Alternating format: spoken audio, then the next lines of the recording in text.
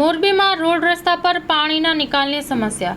મોરબીમાં ચોમાસું શરૂ થતાં રેલવે સ્ટેશન રોડ પાસે આવેલ રોડ રસ્તા પર પાણીના નિકાલની સમસ્યા તેમજ ઉભરાતી ભૂગર્ભ ગટરની સમસ્યા વધી જાય છે.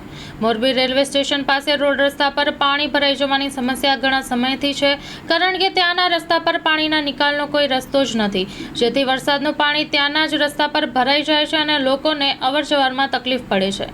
ત્યાંના વેપારી લોકો દ્વારા નગરપાલિકામાં અને કલેક્ટરને વારંવાર અરજી દેવા છતાં નગરપાલિકા અને કલેક્ટર દ્વારા કોઈ જવાબ આપવામાં આવ્યો નથી. હાલમાં ત્યાંના વેપારી લોકો દ્વારા એમ કહેવામાં આવ્યું છે કે જો સોમવાર સુધીમાં આનો કોઈ જવાબ ન આવે તો લોકો રોડ રસ્તા રોકી નગરપાલિકા સામે આંદોલન શરૂ કરી દેશે અને વિરોધ કરશે. Story report by Himanshu Solanki.